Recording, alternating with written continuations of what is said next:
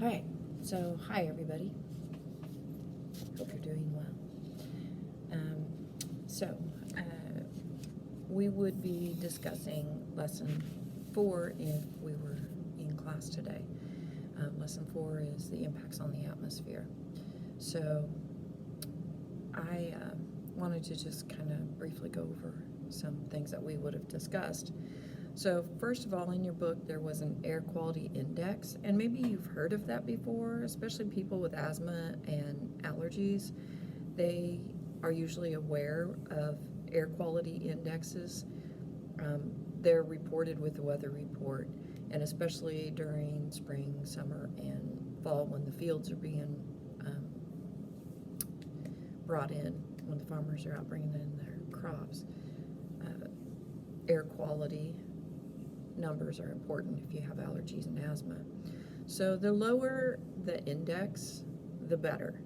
So 0 to 50, air quality index of 0 to 50 parts per million, that's good air quality. There's not very much bad stuff in the air.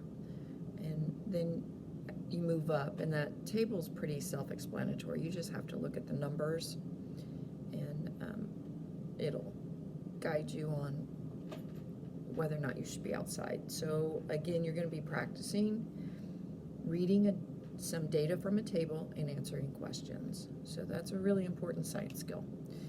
Then acid precipitation is a vocabulary term from this one, and acidity is the lower the pH. So the lower the pH, the higher the acidity. So a pH of 1 is much more acidic than a pH of 2. Even though the numbers are only different by 1, it's a huge difference in acidity. All right. Photochemical smog is caused by nitrogen and carbon compounds in the air that are reacting with sunlight. The UV provides them the energy to create new chemical bonds, and that's photochemical smog. And if you've been in a big city and seen that brownish, yellowish stuff, it even gets on buildings, and yeah, if you've been in a big city, you've probably seen photochemical smog. I know you've seen pictures of photochemical smog. And then particulate matter are the little pieces of stuff. So have you ever, like on a sunny day and the sun comes shining in and you can see little things floating in the air? Those are all particulate matter. Some of it's just dust, some of it's dirt, some of it's pet dander if you have pets. If you have carpet in your house, some of it comes from the carpeting, from the little fibers. So those are some of the things I wanted to make sure you were familiar with from lesson 4. I'm going to take a peek at the concept builder. Make sure that you read those directions. Well, I'm going to go over those directions real quick to point it out to you. It says complete the paragraph by writing the correct term from the word bank on each line. Some terms may be used more than once or not at all.